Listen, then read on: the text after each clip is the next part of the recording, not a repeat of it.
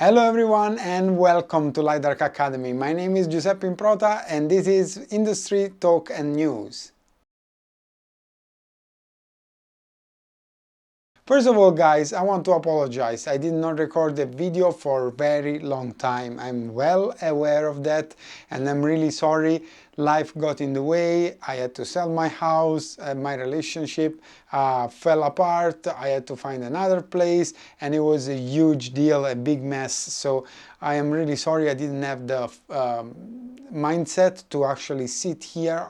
In this case I'm standing, but whatever, and just record videos and just focus on that. Also, I'm very busy with work and so I couldn't really find my space in order to do both things at the same time the way I like it to do. But even if I did not record any video in the last few months, I still got a lot of comments, a lot of subscribers and a lot of messages, and this means the world to me, because when I started this YouTube channel I didn't really think that it would mean much, but actually I can see from your comments and from your messages that there is some value in what I'm doing and there is some value that you guys are getting from these videos, and so this really gave me the push to finally set this up again and get to start recording. So thank you very much. I'm really happy that this content is useful and this is useful for you, and that was the whole purpose of my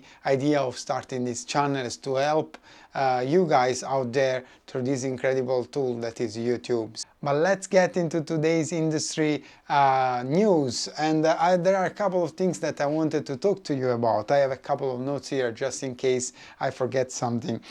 So the first thing is that we know COVID has changed a lot of things in our social life, like everybody is secluded in the house more or less. In BC we are doing pretty decently in that sense. We don't have these crazy restrictions that are in other countries. Hopefully we don't have to pay for that, but we still have one important change that has happened here and in a lot of other places in the world, which is that we can now work from home.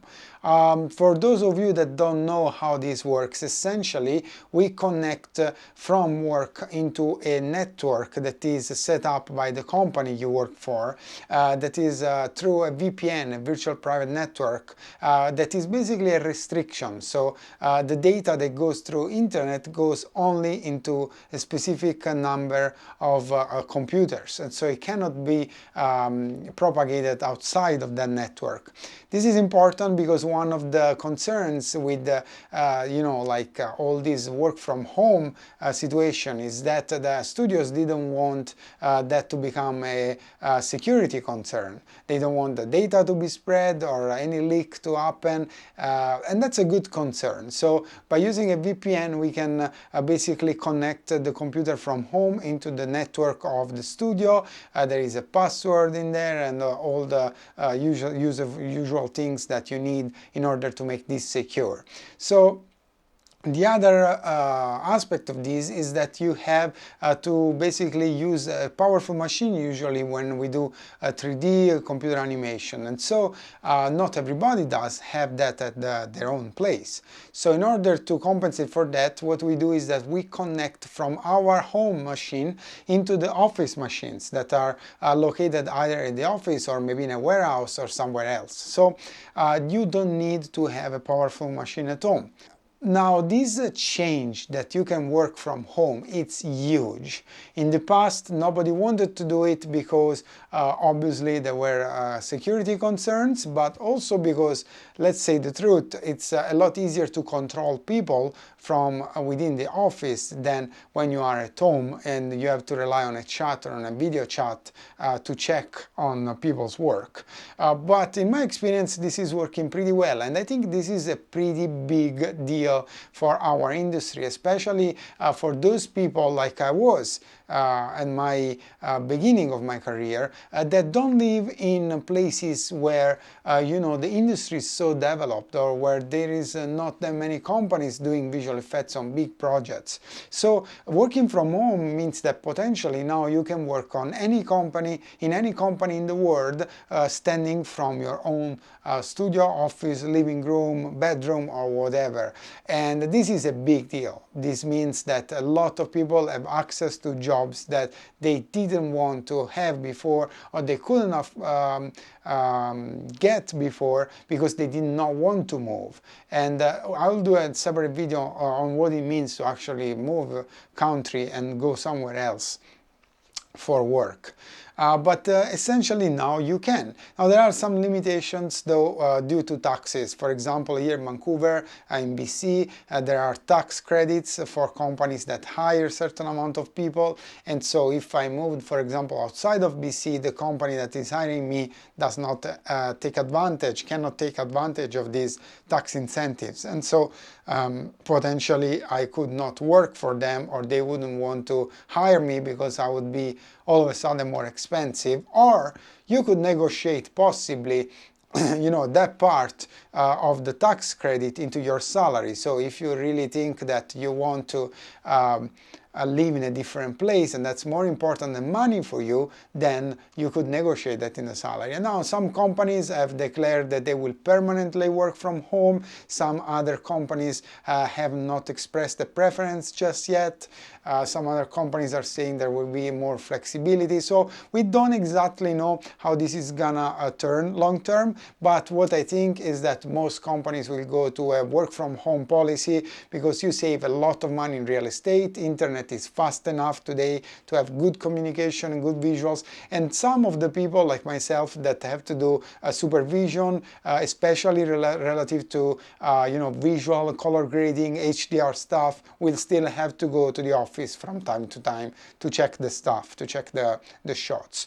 But I think this is a very important thing and is worth discussing. There are pros and cons obviously in working from home versus working in the office. I do miss sometimes the social connection between people, and I do think that in general, solving problem is faster when you are in person. You can just go to the person and talk to them about the problem, make sure they understand. The chat is also very cryptic sometimes, and you never know exactly how the other person is expressing that thought. If somebody is angry versus is just talking normally, you're never quite sure, especially if there is a language barrier or a cultural barrier there.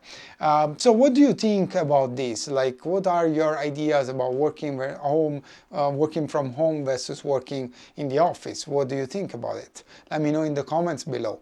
The other big thing that I wanted to touch base on is the virtual cinematography. Now, probably a lot of you have heard about it. Essentially, we are replacing green screens with LED panels, with LED monitors.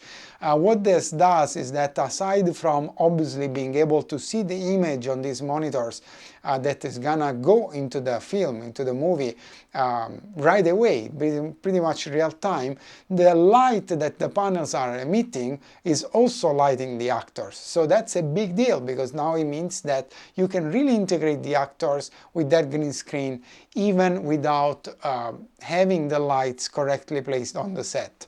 Now this is to an extent true. There are some limitations to that. For example, the panel distance is what determines the distance at which the light will be, being the panel itself the light, and this means that there is not really a directionality or proximity of light for what the set is concerned. So for example, if you're on an LED, you have a spaceship that is closer to the character, and then you have the sun very far away. Pretty much aside from the values of the light sources, if the spaceship has a light in there, that light will be basically lighting the character the same way as the sun is, except that the sun will be slightly brighter, probably maximizing the brightness of the panels. So the brightness of the panel is still a limiting factor in that sense. Also, you have to be more careful in placing lights in the set to light the characters, because they could be visible in the set itself now.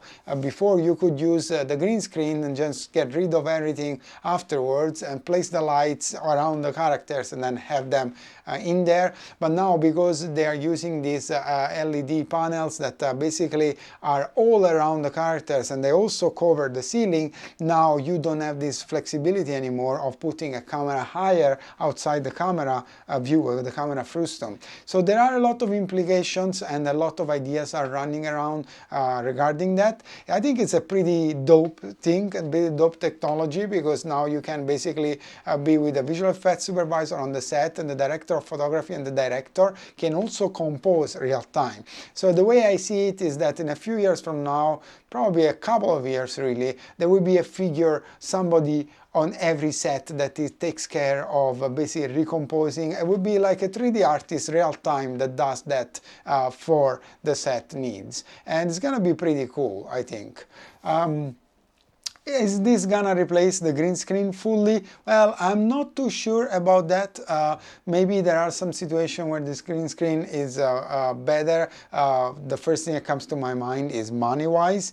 These studios are expensive. There is a lot of things involved. There is a lot of technology that has to work.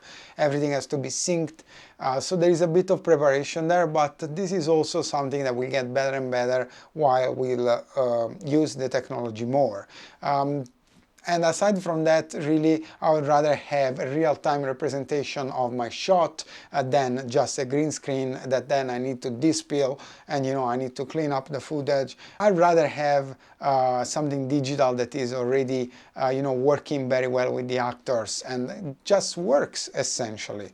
So that's really interesting to see. I want to know what you guys think about that. How do you see this technology developing in the future? Do you think that nobody will build sets anymore? I was thinking about this the other day, and I think this is what's gonna happen really. The sets will only be built in 3D. And there's gonna be situations where we have very big environment also done this way, because Epic is scanning pretty much the whole world. They have squads of people that are scanning and going around all sort of possible landscape to gain as much data as possible and have all these scans ready.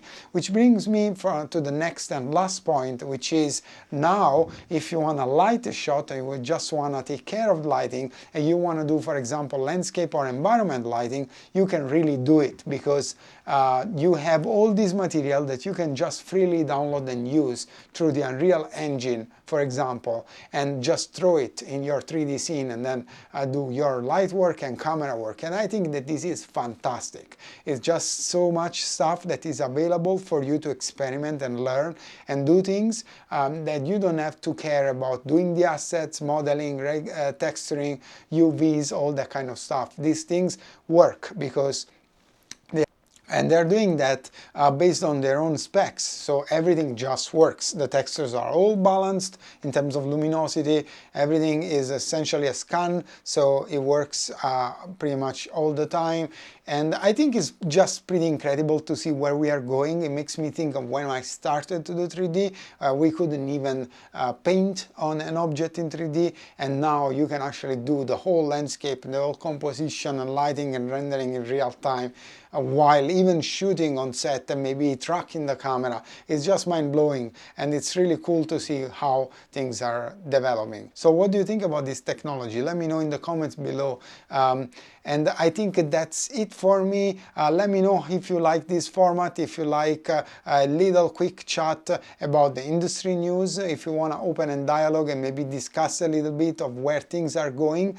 I think I want to do this once a month, just when I have a little bit of more interesting things to share with you guys. But otherwise, let me know what you think and what you want to see.